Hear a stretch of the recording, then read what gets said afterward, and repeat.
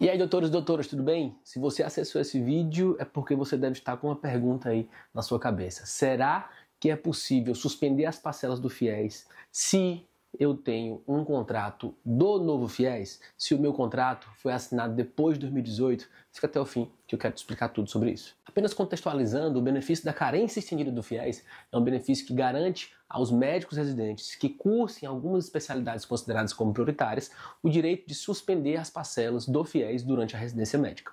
Esse benefício ele surgiu lá na vigência dos contratos do antigo FIES. Ele surgiu mais ou menos ali em 2010 e garantiu esse benefício para essas especialidades determinadas pelo Ministério da Saúde.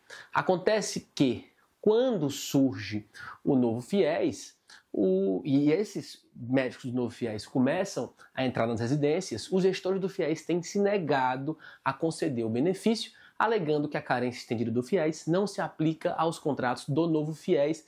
Sobre qual justificativa? Sobre a justificativa de que, nesses contratos assinados depois de 2018, o médico do beneficiário do FIES começa a pagar as parcelas logo após a formatura. Ele não teria ali aquela carência propriamente dita de 18 meses que os contratos do antigo FIES teriam. Então, levando em conta ali uma argumentação de que se não tem carência, não tem o que se estender, os gestores do FIES, o FNDE, o Ministério da Saúde, o MEC e todos os demais agentes, né, a Caixa Econômica Federal, têm impedido o usufruto do direito.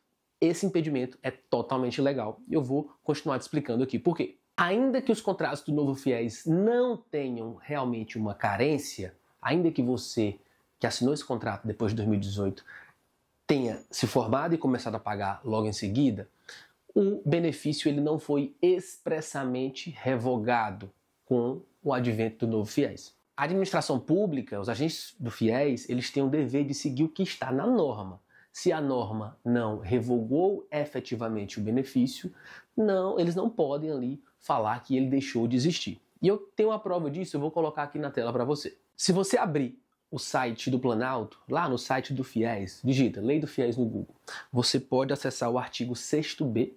O artigo 6º-B, no seu texto, no caput, que a gente chama, ele fala o seguinte, ele fala que os beneficiários do FIES, do antigo FIES, poderão abater até 1% ao mês de saldo devedor se atuarem em determinadas condições. Né? O abatimento é do FIES por atuação em área prioritária ou Covid. Eu vou colocar aqui na descrição e no card o link para esse benefício. Calma que eu vou chegar na carência do FIES. Quanto a esse benefício, a gente tem lá o artigo 6º-B, o caput, e a gente tem logo em seguida, no parágrafo 3º, o benefício da carência estendida.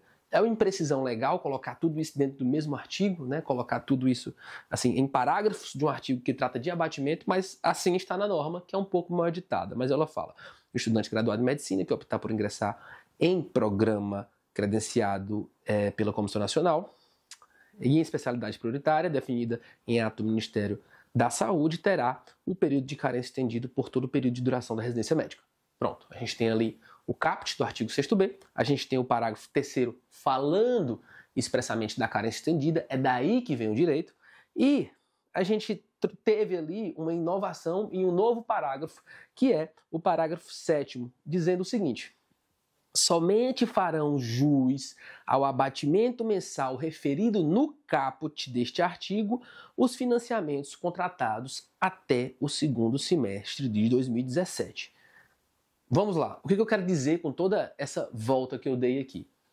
O legislador, quando ele traz o novo FIES, ele revoga o abatimento FIES expressamente em relação aos contratos, né? Ele não revoga, na verdade, ele deixa de aplicar o abatimento FIES em relação aos contratos do novo FIES.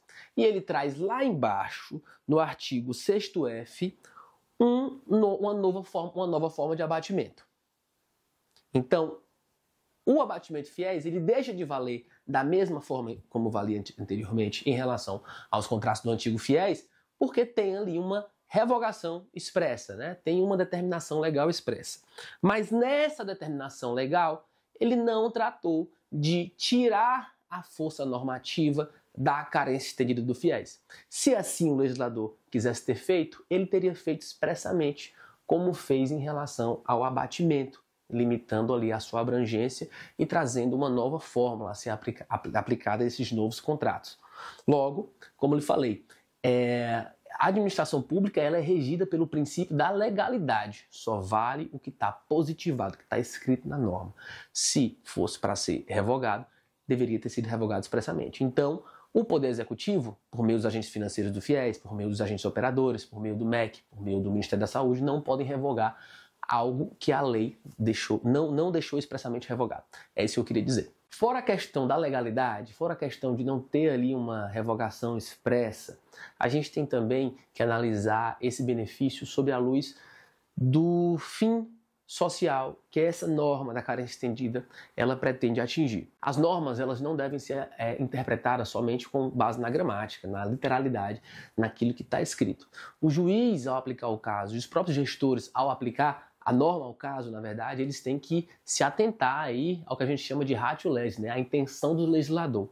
A intenção do legislador ao criar a carência estendida do FIES é a seguinte, é dar incentivos para que os médicos do FIES atuem em especialidades que são carentes no SUS, que são carentes na saúde pública. Então, a ortopedia tem lá um déficit de profissionais na rede pública, a pediatria tem, outros setores têm, medicina da família e da comunidade, existem poucos profissionais atuando nessa especialidade, por isso a norma chega ali para dar um incentivo para que você se forme nessa residência e assim possa atuar e retribuir a sociedade.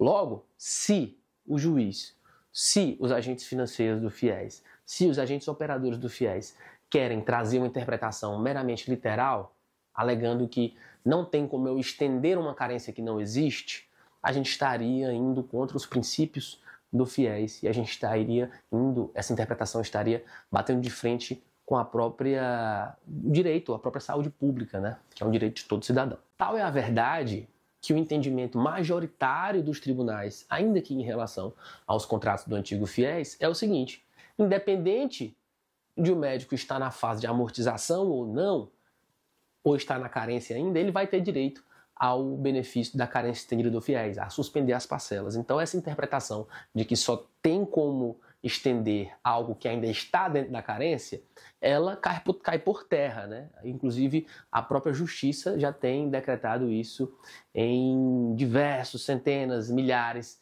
de julgados. Então, independente de você já sair da fase de utilização, que era a fase de formação, para a fase de amortização, direto, sem carência, você com certeza tem sim um forte direito aí a ser efetivado na justiça em caso de negativa. Afinal de contas, os tribunais têm um entendimento firme de que o médico, independente da fase do contrato, ele possui direito à suspensão das parcelas do FIES na residência médica, desde que ele se enquadre em uma das residências prioritárias. Se você não conhece, quer saber um pouco mais sobre a carência estendida, eu vou colocar aqui na descrição alguns vídeos que tratam sobre isso. E eu espero que esse conteúdo tenha sido útil para você. Se você tem alguns colegas que precisam entender sobre esse benefício, que estão também com essa dúvida, que tiveram uma negativa do FIES, alegando que o seu contrato era contrato novo FIES e que por isso não teria direito ao abatimento, encaminha isso, compartilha, porque assim você ajuda mais pessoas a entender a fundo os seus direitos.